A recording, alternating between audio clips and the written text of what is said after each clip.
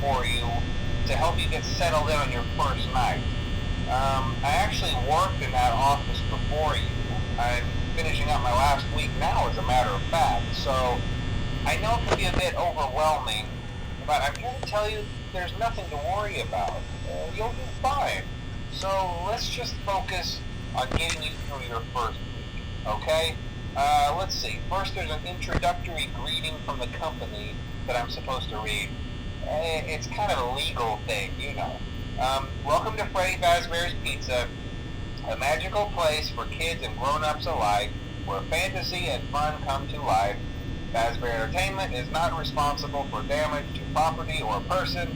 Upon discovering that damage or death has occurred, a missing person report will be filed within 90 days or as soon as property and premises have been thoroughly cleaned and bleached and the carpets have been replaced.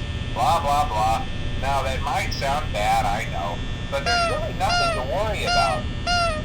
The animatronic characters here do get a bit quirky at night, but do I blame them? No.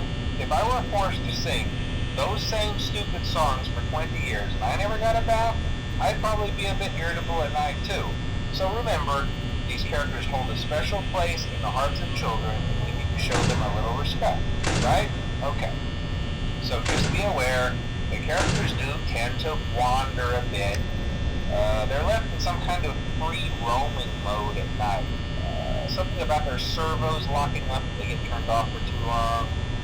They used to be allowed to walk around during the day too, but then there was the bite of 87. Yeah, it's amazing that the human body can live without the frontal lobe, you know? Now, concerning your safety, the only real risk to you as a night watchman here, if any, is the fact that these characters, if they happen to see you after hours, probably won't recognize you as a person. They'll most likely see you as a metal endoskeleton without its costume on. Now, since that's against the rules here at Freddy Fazbear's Pizza, they'll probably try to forcefully stuff you inside a Freddy Fazbear suit.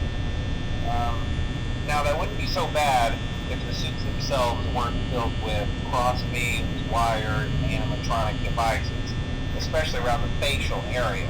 So you can imagine how having your head forcefully pressed inside one of those could cause a bit of discomfort and death. The only parts of you that would likely see the light of day again would be your eyeballs and teeth that pop out the front of the mask. Yeah, they don't tell you these things when you sign up. But hey, first station of the breeze. I'll chat with you tomorrow. Check those cameras and remember to close the doors only if absolutely necessary. Gotta conserve power. Alright, good night.